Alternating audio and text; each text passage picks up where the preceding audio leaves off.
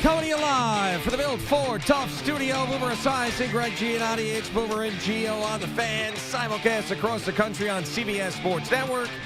And wherever you are in the free Odyssey app, good Tuesday morning. The winter meetings roll on. I actually heard Brian Cashman make the mistake that all of us make yesterday. I forgot to tell Jerry about that. Oh, there you got it. Good. You got the clean version. That was unbelievable. That made my day. That even Brian Cashman said Chaz Chisholm.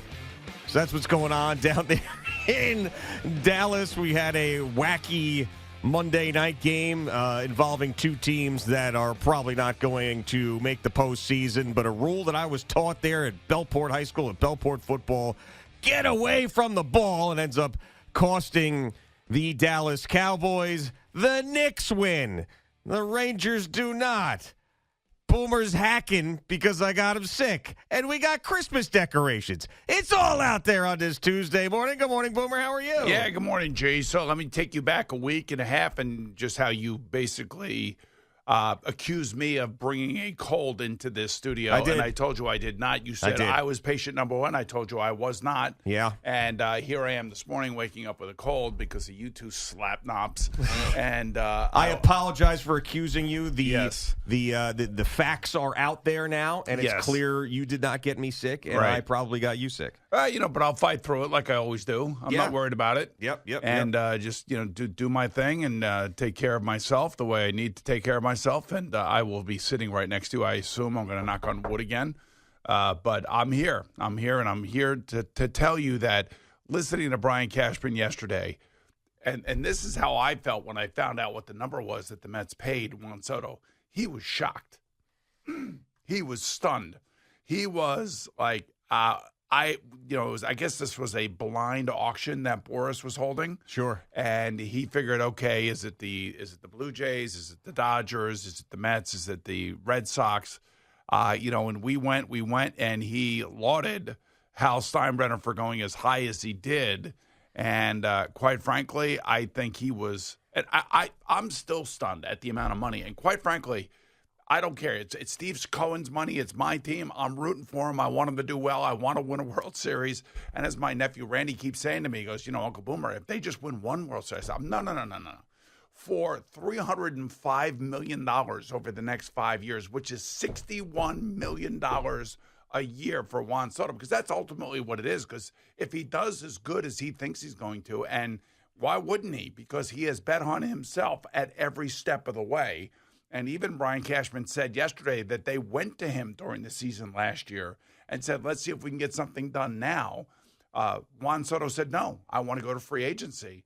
And good thing for Juan Soto, he went to free agency because he did have the Mets and Steve Cohen in their deep pockets. So I'm rooting for Juan Soto, but let's face it, it's 5 years, $305 million. That's what it is right now. And after 5 years, if he does as well as we think he's going to do, and he thinks he's going to do, then he will opt out of that contract. And then if the Mets want to retain him, they're going to have to pay him at that point $55 million. Yeah, he's going to be in his 30s at that point, and we'll see what happens then. But I'm with Randy. I'm with nephew Randy going Uncle Boomer if they only win one World Series, because you got to remember there's a difference in the generations. I believe that Randy is a few years younger than me. Yes, he is. All right, so he's in the same boat. No, actually, he's about your age. I think he's a little bit older than you. He's older than 42? Yeah, he's right around your age, yeah. All right, so if he's same thing, though. So if he's right around my age or he's a little bit younger, he probably didn't remember 86. He's a Bengals fan. They haven't won the Super Bowl. I'm not trying to troll. I'm just saying I'm a Vikings fan. They haven't won the Super Bowl. I know. So he's like one championship for him is the world. And it's like if you have that we haven't had as an adult, and you get to share it with your children, too, on top of that. As he has put it, he's got his Jamar Chase, Joe Burrow. Yeah. He's got his star for his baseball team. Now, Francisco Lindor is supposed to be a star, too. So you already had one. And so is Pete Alonso. I mean, he's supposed to be a star, and you had him, too. So was Scherzer and so was Verlander. Just because you spend money in sports doesn't mean you can win, as the Bengals are evidenced by that.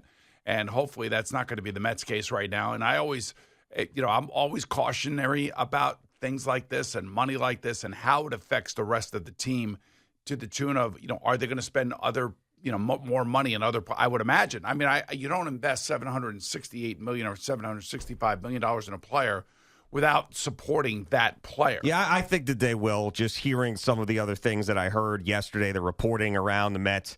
And the other thing I liked about this more as it was going on yesterday was just looking back. And I remember having this conversation over the summer before Ohtani was a free agent.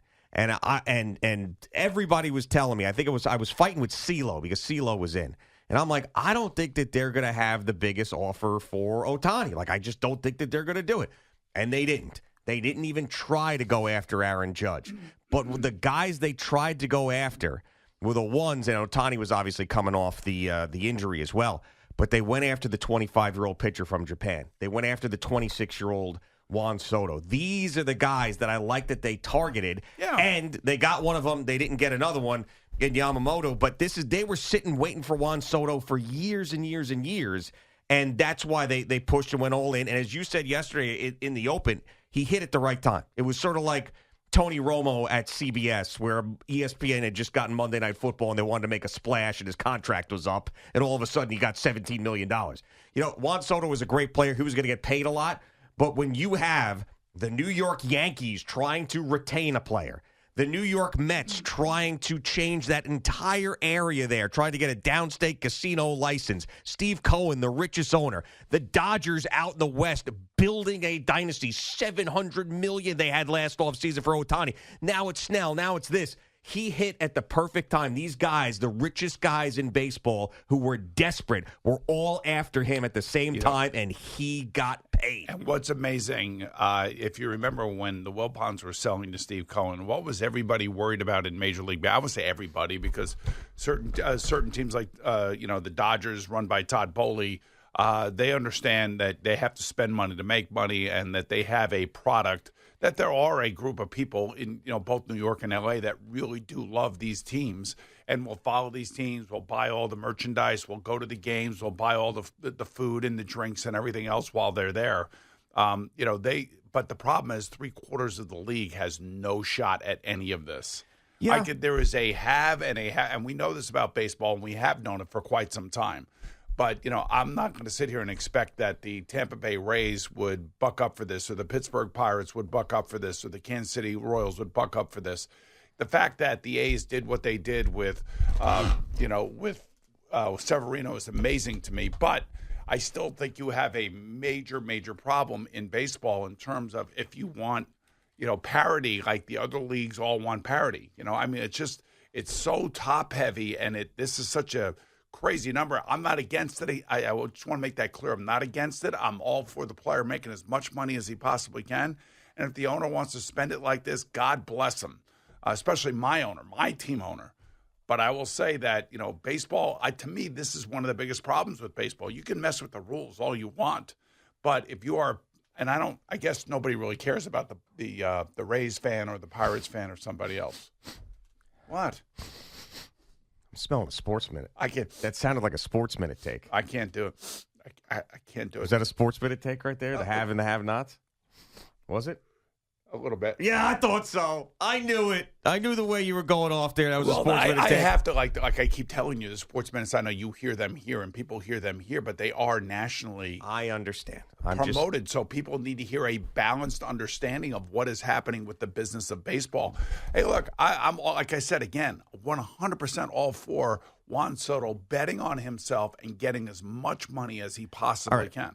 Couple of things. One, it has actually gotten better than it used to be because of this luxury tax and the way that it gets spread out to the smaller market teams. Now, what those teams do with that money, that's a different story. You've got some owners that will invest it back into the roster. You have some that just pocket it and say, hell, I could run the business the way I want to run the business. There's no rules here. All right, let me ask you this question. Do you think at all, if, like say, the Cleveland Guardians called, if the Pittsburgh Pirates called, or the Rays called, or the Angels called. Angels are a big market team, and they have spent big money, and certainly it hasn't worked out for them either.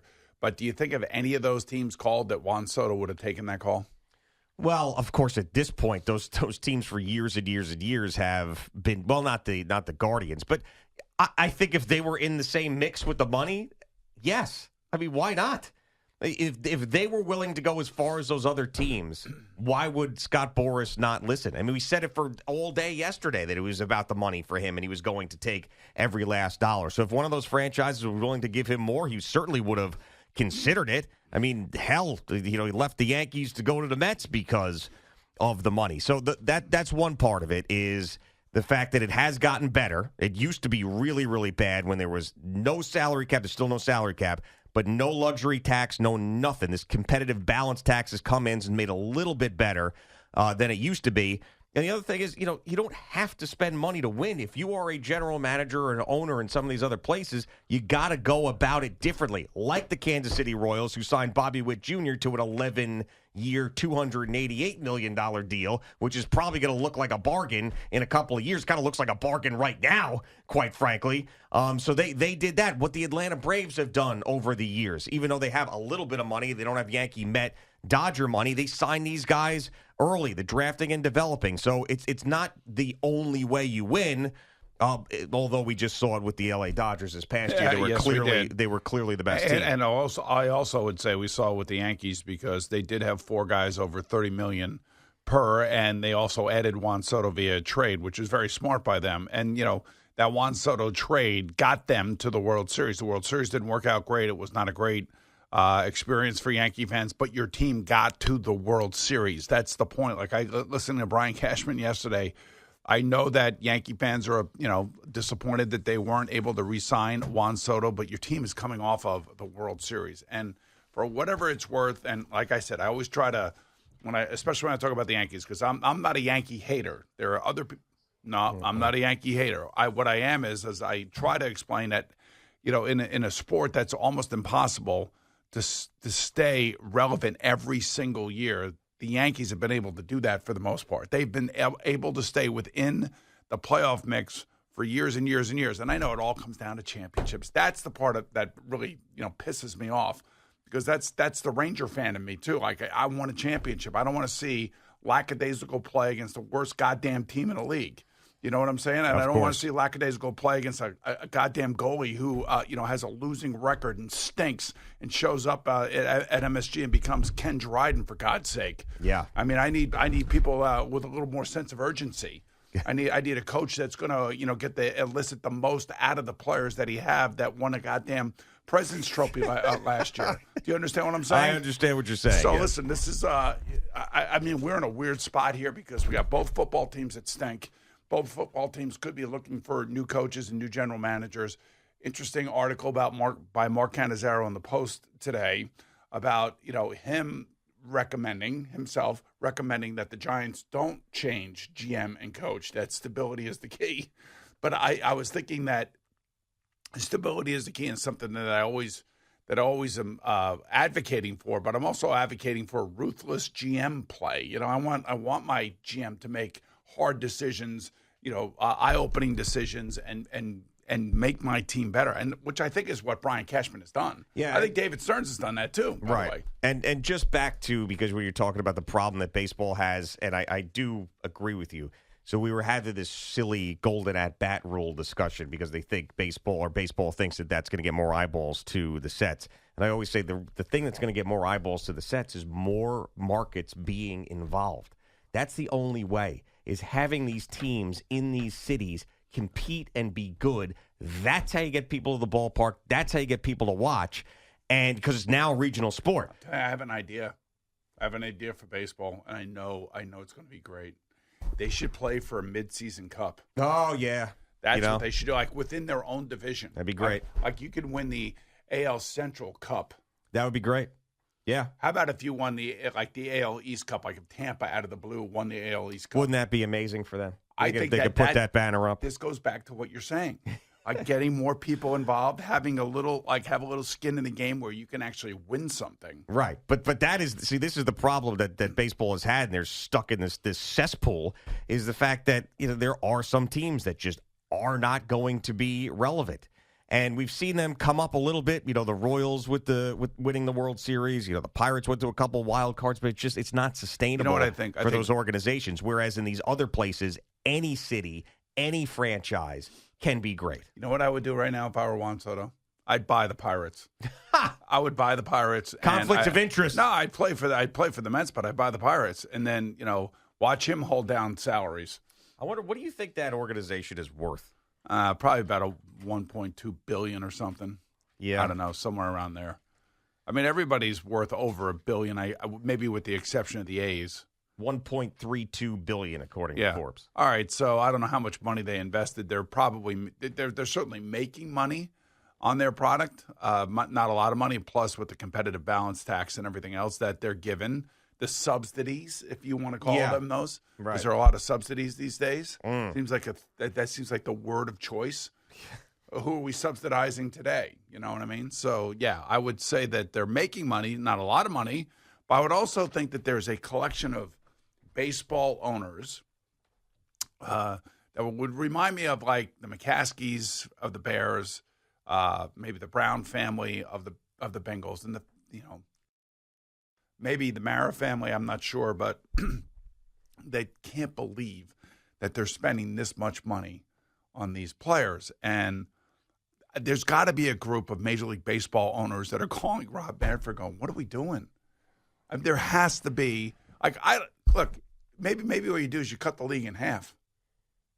You have like a relegation sort of situation, or something, or you just have half the league play for one championship and the other half of the league play for another one. Like the loser division and the winners division, or the money division and no money division. Right, the broke ass MFer division. It broke ass. I mean, maybe you go like the top 10 spending teams, and then it's the bottom 20. Well, luckily we are in a market here where they're never going to be out of it because they're going to be spending money. And Steve Cohen flexed that muscle in the biggest way, and the Yankees have done it over the years, so we don't have to worry about those things here. And if they end up winning a championship, the Mets, after paying Juan Soto $51 million a year, I'm not going to be worried about it. I'm not going to be thinking about his salary. I'm going to be thinking about cheering and being excited and being happy that they got it done. What happens if he goes into a 3-week slump? You going to boo him? No, I won't. I won't boo him.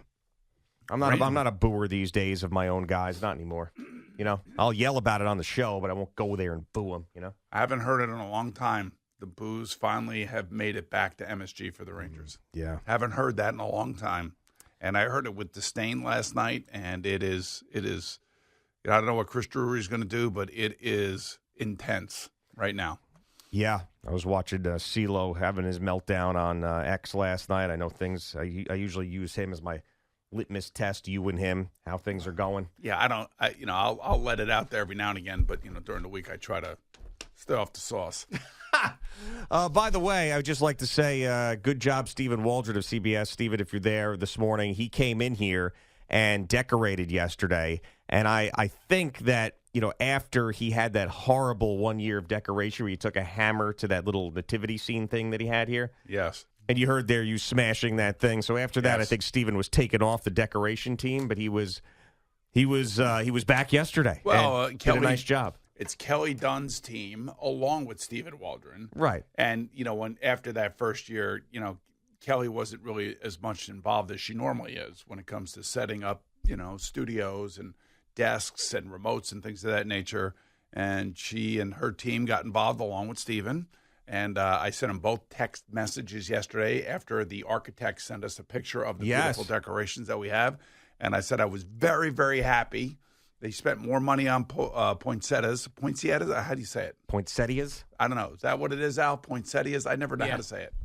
All right. So they spent a lot more money on poinsettias. And these poinsettias should last right through Christmas because it's not too early this year. That is correct. There's a little less time between now and Christmas, and they did a hell of a job. So I'm very, very happy. And they even put like shiny wrapping bows on our microphones. Yeah, no, they really went above and beyond. So kudos to you guys. It looks great in here. I do love when the poinsettias start to die and the little bugs start flying around here as we get closer to Christmas. Well, I think it's up to Al to make sure he sprays the poinsettias. Sprays them? Yeah, with water. You have to spray them with water. I thought it would have been like insecticide or something. No, we don't need that in here. Come All on. the coughing going on in that studio, they'll be sprayed plenty with liquids. There's Boomer on CBS Sports Network now, smashing that, whatever that was, the little Christmas scene. I mean, you really were pissed that day. I mean, that was intense. Yeah, well, what do you expect? I mean, look at the cheesiness of that compared to what we have today. Yeah, it was pretty bad. You're right. I mean, that was bad. And somebody needed to make a statement. And I'm sorry I made a mistake. Around. Well, it looks great today. So, well, whatever. It shouldn't have been in here. Oh, blame the listeners. Yeah, it's all right. I'm sure that person, that's their claim to fame these days. All right. It's Boomer and Gio on the Fan and CBS Sports Network. I mean, look at you, like, moving away from it. Well, yeah, I mean, I didn't want a shard of, Mrs. Claus in my eye. And poor Bobby was going to take it home to his kids, and maybe not. Yeah, that's right. Yeah, he did just say, hey, I'd like to take that home. My kids, give me a hammer. I mean, look, I just didn't want to stand for some half-ass decoration. No, that's right. I was with you on that. I was with you. Yeah, I can see you're with me. You're running away from me. No, I was with you. I just didn't want to get, usually when people smash things, they've got goggles on and stuff. That's all. Okay. Just wanted to be safety first, Boomer. That's what they say. Safety first.